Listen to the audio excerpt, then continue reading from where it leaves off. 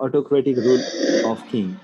Thus, this people's movement first was, let's say, launched against the, let's say, panchayat system, whereas people's movement second was launched against the direct rule of King Gyanendra. Hey, first people's movement चाहिँ panchayat system को against मा थियो भने second people's movement चाहिँ direct rule of King Gyanendra, Gyanendra को direct rule को against मा भएको थियो. So both the movements were launched against this absolute rule of king. Okay, so this is the similarity. Next, you can find that Nepali Congress took leadership in both the movements. दुईटै मुभमेन्टमा leading role कसले play गरेको थियो? Nepali Congress. As you come to know that people's movement first 46 को people's movement चाहिँ Nepali Congress and leftist party, okay, संयुक्त वाम मोर्चा, they led the movement and finally it was successful to restore democracy. Whereas regarding people's movement too, it was also led by Nepali Congress. Is the commander of people's movement too was Girija Prasad Koirala, the leader of Nepali Congress. हेरे तिमीहरुको दुईटै people's मुभमेन्टमा हेर्यौ भने दुईटैमा leading role चाहिँ Nepali कांग्रेसले play गरेको छ. People's movement first को commander Ganesh Man Singh, people's movement 2 को commander Girija Prasad Koirala. Both of them were the leaders of Nepali Congress. So both the movements were launched by Nepali Congress. Why the people are joining right now? बल्ल join गर्दैछन् कतिजना. बत्ती थिएन हो? Is there a problem of electricity in your area?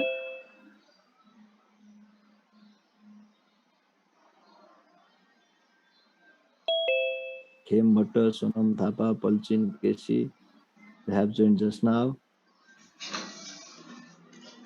Vijendra Dahal.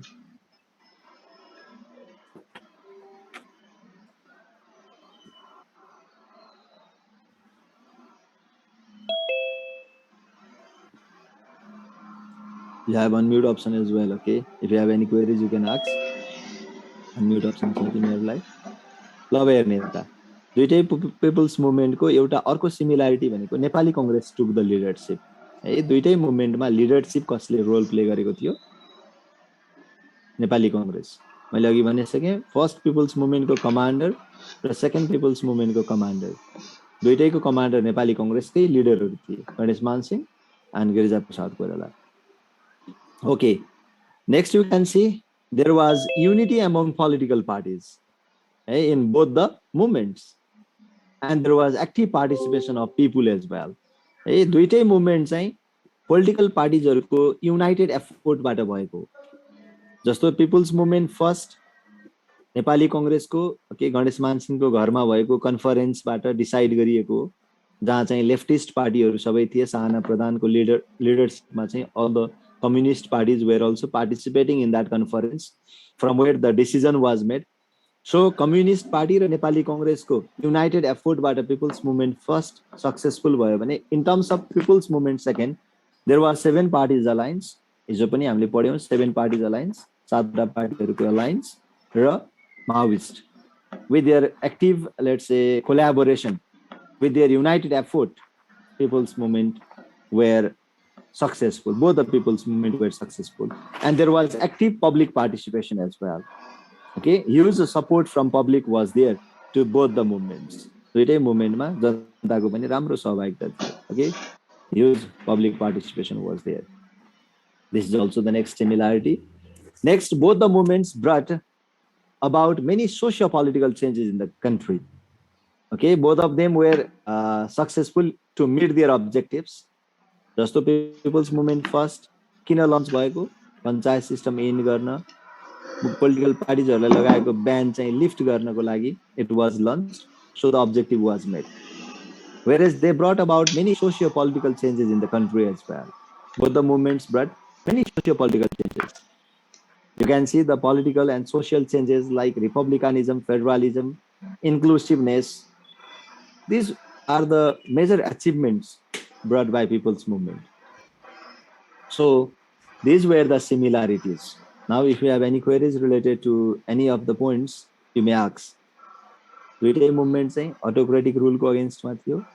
Nepali Congress took the leadership in both the movements.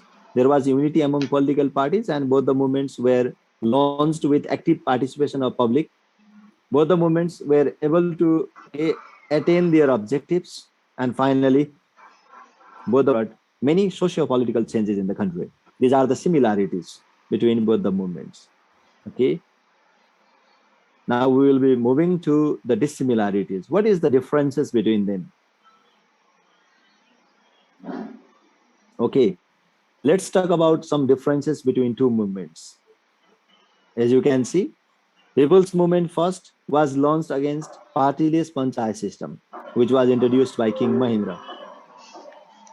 King Mahindra started partyless panchayat system on 22nd post 2017.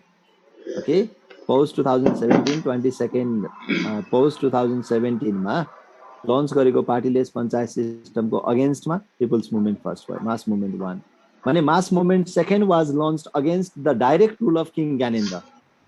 कहिलेबाट सुरु भएको त भन्दा 19 मार्च 2061 है, शेरबहादुर देउवाको गभर्नमेन्टलाई डिजल्भ गरेर okay उनले सुरु गरेको direct rule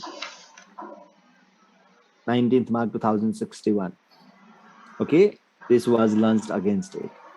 Next, it was launched. People's Movement first started from 7th Fagun to 26th Chaitra 2046. 49 days bhayeko People's Movement first. And regarding mass movement second, it was started from 24th Chaitra 2062 and lasted till 11th Baisakh 2063, and it was launched for 19 days.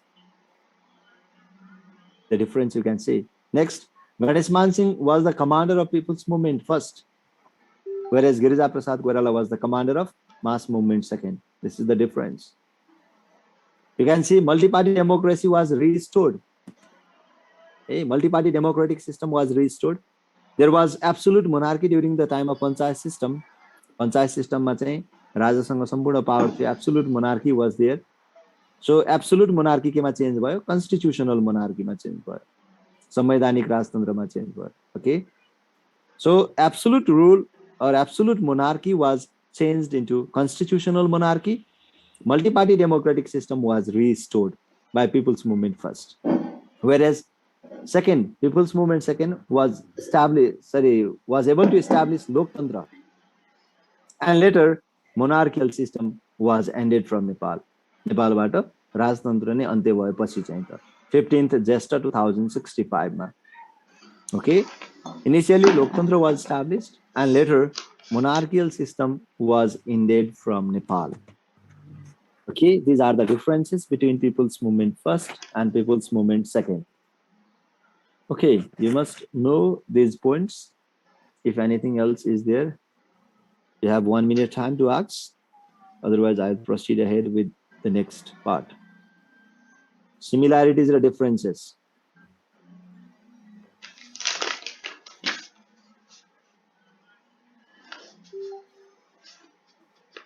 It is important.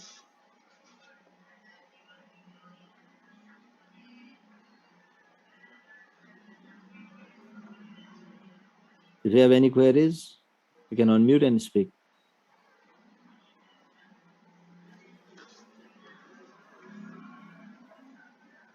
Okay, Jasmine Acharya, you tell me one similarity between both the movements. Leadership was in the hand of Nepali Congress. Okay, both the movements were led by Nepali Congress. Fine, that is one similarity. Okay, Isika Ali, tell me the second similarity.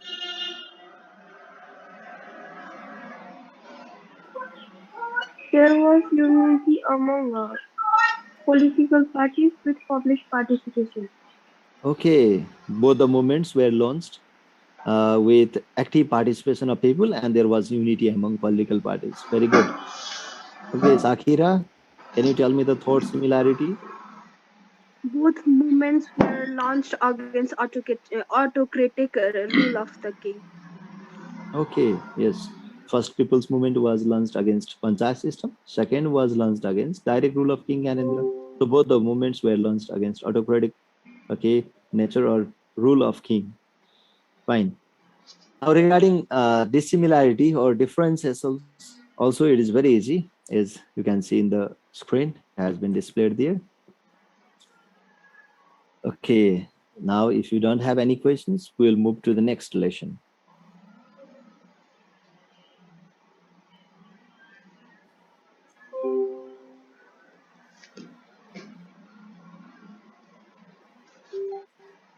Okay, I will share the next lesson now. Lesson 7. Okay, do the exercise, okay? Good. Animation has not been done.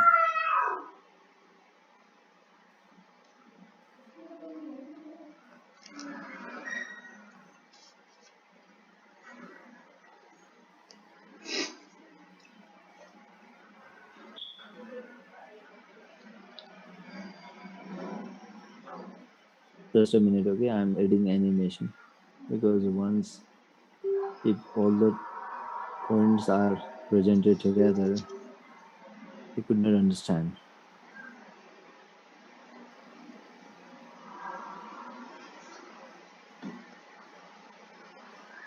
Okay, fine. Now, yes, political events after 2062 years. Let's talk about it. 62, 63 पछाडिको political events, right? Now, regarding the situation, okay, after 2062-63, the first thing you have to understand is, okay, with the success of People's Movement 2, interim government was formed.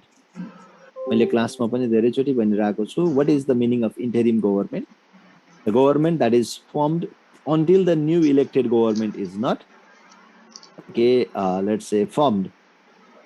नयाँ elected government form नभइन्जेलसम्मको short टाइमको लागि बनाइएको गभर्मेन्टलाई हामी के भन्छौँ interim government okay the interim government was formed under the premiership of Girija Prasad Koirala when was this formed on 15th Baisakh 2063 BS by the reinstated House of Representatives है त्यो रिस्टोर भएको हाउस अफ रिप्रेजेन्टेटिभ्सले गिरिजा प्रसाद कोइरालाको प्रिमियरशिपमा चाहिँ interim government अन्तरिम सरकार बनायो okay interim government was formed and that was led by Girija Prasad Koirala and it was formed on 15th Baisakh 2063 this date is not much necessary just you have to understand that interim government was formed under the premiership of Girija Prasad Koirala by the House of Representatives reinstated means the restored House of Representatives yesterday also you discussed about it the House of Representatives which was dissolved earlier was restored by King Gyanendra by his declaration of 11th Baisakh 2063. So, the same restored House of Representatives formed the government under the premiership of Girija Prasad Koirala. On 4th Jesta 2063, the most important date, 4th Jesta 2063, the House of Representatives meeting made a historical declaration. एउटा ठुलो declaration हो कि ऐतिहासिक declaration भयो a great change was brought by this declaration which was made on 4th Jesta 2063 now regarding the declaration what was made the first thing his majesty's government was converted into Nepal government or government of Nepal तिमीहरुले बाबा मम्मीको नागरिकता हेर्यो भने पनि त्यहाँ देख्छौ त्यहाँ माथि टपमा चाहिँ श्री 5 को सरकार भनेर लेखेको छ तर अचेल के लेखिन्छ हामी गभर्नमेन्ट अफ नेपाल भनेर लेख्छौं we don't write okay his majesty government this was converted on 4th Jesta 2063 यो कहिले भएको रहेछ भन्दा 4th Jesta 2063 को हाउस अफ रिप्रेजेन्टेटिभ्स को डिक्लेरेसनबाट his majesty government was converted into Nepal government okay Nepal government मा चेन्ज गरियो नेक्स्ट रोयल नेपाल आर्मी पहिला शाही नेपाली सेना भनिन्थ्यो royal Nepal army shall be changed to Nepal army it was converted to Nepal army right now Nepal army भनेर चिन्छौ तिमीहरुले we don't call them as royal Nepal army it was converted to Nepal army by this declaration next tax on income and property of king now onwards king also should pay the tax of his property and he has also let's say responsibility to pay the tax on his income राजाले पनि कर तिर्नु पर्ने okay आफ्नो सम्पत्तिको र आफ्नो कमाईको इन्कमको कर तिर्नु पर्ने सिस्टम बनाइयो हेर king also should pay the tax Next, Nepal shall be a secular state. Till this date, Nepal was a Hindu kingdom. त्यो बेलासम्म संसारको एउटा मात्रै हिन्दू राष्ट्र नेपाल थियो. Nepal was the only Hindu kingdom till this date. But now, from this declaration, Nepal was converted into a secular state. Do you know what I mean by secular state? Nikita, tell me, what do you mean by secular state? The state which gives the people the right to choose their religion. Okay. Yeah, regarding freedom and let's say equality, there was such chances before as well. That means before 2063 also, all the religions, they had got chance to flourish equally. Okay, but our official religion was Hinduism. Nepalको एउटा official religion Hinduism थियो. Now that was converted. That means there is no official religion of the country. Country को कुनै पनि official religion हुँदैन. Okay, Nepal is a secular country. Now, how you should define secularism? It is the state of having no official religion. Okay? It does not mean that before 2063 there was no religious freedom भनेको होइन फेरि 63 भन्दा पहिला धार्मिक स्वतन्त्रता थिएन भनेको होइन. There was. Okay, there was religious freedom before that as well.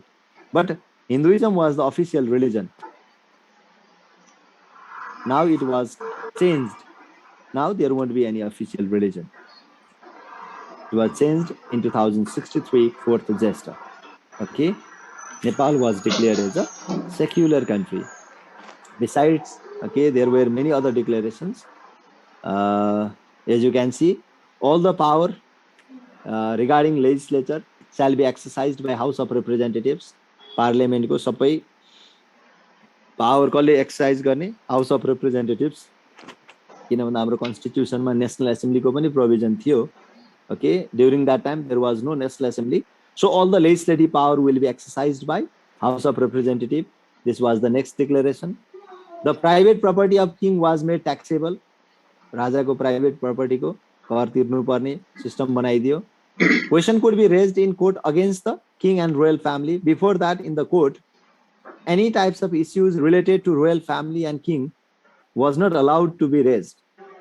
That means no one could raise question related to king and royal family before that. But now the question could be raised in the court against king and royal family. That was declared from this declaration. The existing national anthem would be changed and alternative would be arranged. Okay. During that time there was another national anthem. Okay, so national anthem like रोकियो त्यहाँबाट. National anthem that used to be sang before in the appreciation and praise of monarchy system and king was stopped, and this new national anthem was introduced later. Hey, यो नयाँ जुन अहिले हाम्रो राष्ट्रिय गान छ त्यो पछि ल्याइएको, त्यो बीचमा चाहिँ तिमीहरुको अर्को एउटा alternative arrangement was made. Okay, गाउँछ गीत नेपाली थियो कि के समथिङ त्यस्तै के थियो एउटा. ओके, र त्यहाँभन्दा पहिला चाहिँ श्री पाँच सरकार भन्ने राजाको एप्रिसिएसनमा गाइएको एउटा नेशनल एन्थम थियो, त्यसलाई चाहिँ रोकेर okay, one alternative provision was made and this new national anthem was brought later. Okay, existing national anthem would be changed and alternative would be arranged. That was what declared by this let's say declaration. Next, the property of late king Virendra. Virendra ko sampati. Hey, late king Virendra RN here says Srimana Gambhirawala. Oh, Srimana Gambhirawala change गरेको हो कि त्यो बेलामा तिमीहरुको राष्ट्रिय गानमा चाहिँ यही नै थियो, श्रीमान गम्भीर ओके प्रचण्ड प्रतापी भूपति भनेर राजाको प्रशंसामा गाइएको थियो. त्यसलाई चाहिँ हटाएर ओके जुन राजाको एप्रिसिएसनमा गाइएको त्यो सङलाई जुन नेशनल एन्थमलाई हटाएर this alternative provision was made. This new national anthem was introduced later. Okay, the property of late king Virendra and his family would be brought under the trust. Raja Virendra र उनको परिवारको सम्पत्ति चाहिँ trust को अन्डरमा ल्याउने declaration पनि भयो यो दिनमा. ल है, these were the let's say declarations and these were the changes brought with the declaration of 4th Jesta 2063. Okay, now see these all declarations. एकचोटि यो हेर्ने सर र गाह्रो छ भने सोध्ने।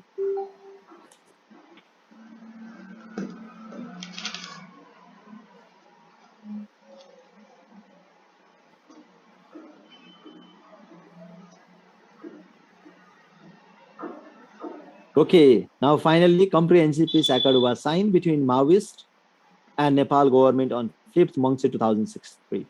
अब तिमीले जान्नुपर्छ नेपालमा comprehensive peace accord विस्तृत शान्ति सम्झौता भयो।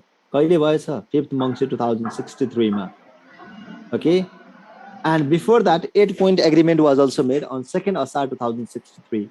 ए 8 बुँदे सम्झौता पनि भएको थियो 2nd Asar 2063 मा। Okay, on 2nd Asar 2063, 8 points agreement was also held between Maoist and Nepal government. And finally, on 5th Mangse 2063, okay, comprehensive peace accord was signed between Maoist and Nepal government, which marked the formal end of Maoist insurgency. जहाँबाट माओवादीको जनयुद्ध चाहिँ विधिवत रूपमा अन्त्य भयो।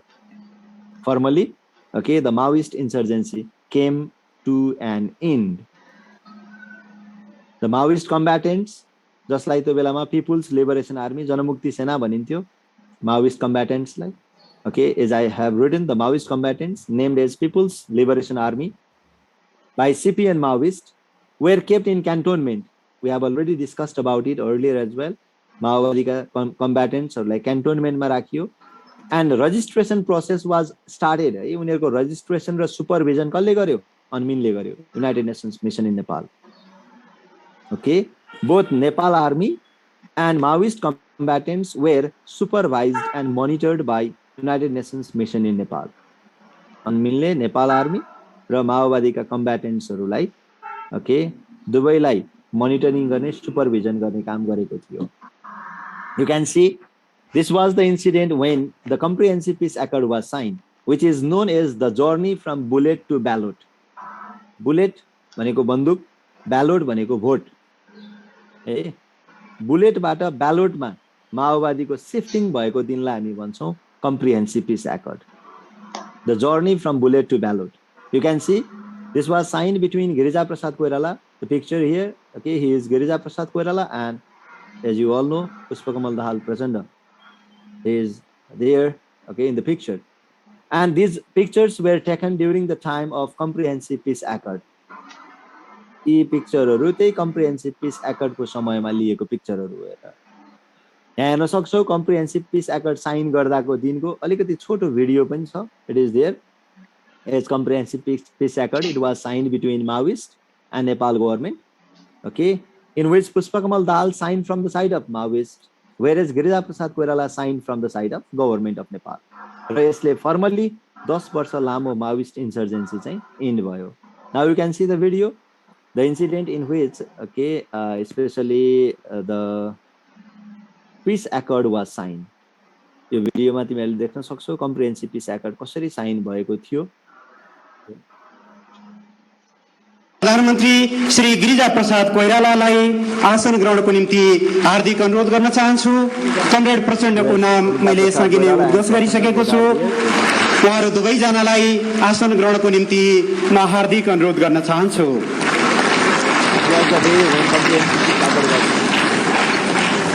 यो सम्मानित हलमा अतिथिहरू हाम्रो सम्मानका हकदार हुनुहुन्छ, तर समय अभावको कारणले हामी सबैलाई आसन ग्रहण गराउन सकेका छैनौं। यहाँहरू सबैलाई आफ्नो स्थानमा आसन ग्रहण गर्नको निम्ति अनुरोध गर्दै अब म नेपाली जनताको, जसलाई हामीले लोकतन्त्र, अग्रगमन र संविधान सभाको निर्वाचन मार्फत सामाजिक आर्थिक रूपान्तरणको स्थापित गर्ने र 11 वर्ष पुरानो सशस्त्र द्वन्द्वलाई समाप्त गर्ने ऐतिहासिक क्षणमा आइपुगेका छौं। प्रस्तुत गर्ने अनुमति चाहन्छु। यहाँसम्म आइपुग्नको लागि अत्यन्त ठूलो कष्ट बिहोर्ने तमाम देशमा 2052 सालदेखि चल्दै आएको सशस्त्र द्वन्द्वलाई अन्त्य गरी शान्तिपूर्ण सहकार्यको नयाँ अध्याय प्रारम्भ भएको घोषणा गर्दै नेपाल सरकार र नेकपा माओवादीका बीच भएको युद्धविरामलाई दीर्घकालीन शान्तिमा परिणत गर्ने प्रतिबद्धताका साथ नेपाल सरकार र नेकपा माओवादीका बीच यो विस्तृत शान्ति सम्झौता सम्पन्न गरिएको छ। गर्नको निम्ति म श्री कृष्ण प्रसाद सिटौलालाई पुनः अनुरोध गर्न चाहन्छु। नेपाल कम्युनिस्ट पार्टी माओवादीका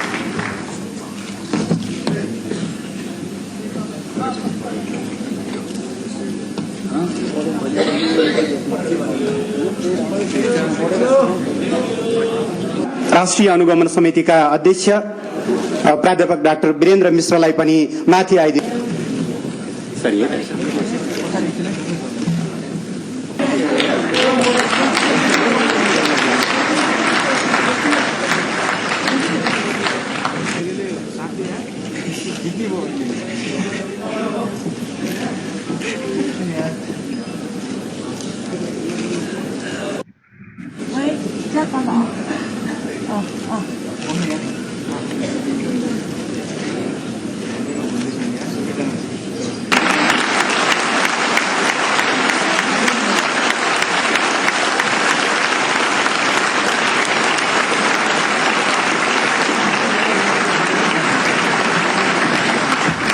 238 वर्ष पुरानो एउटा निरन्तरताको सामान्य अर्थमा एउटा क्रमभङ्गको दिन हो।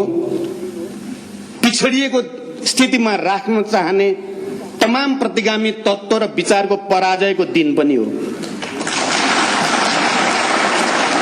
शान्तिपूर्ण संसदीय राजनीतिमा रहेका पार्टीहरूको बीचमा सहआन्दोलनको आँधीबेरी जो सृष्टि भएको छ, मलाई लाग्छ 21औं शताब्दीको पहिलो दशकमा यो विश्व यो एउटा चमत्कार पनि हो। 21औं शताब्दीको पहिलो दशकमा हामीले जुन लोकतन्त्रको परिकल्पना गरेका छौं, यहाँ सहमतिमा राज्यको पुनर्संरचना नेपालको निम्ति अत्यन्त नै महत्त्वपूर्ण, जनताको लागि पनि अत्यन्त नै महत्त्वपूर्ण सम्झौता भएको छ। त्यो आजको यस मितिदेखि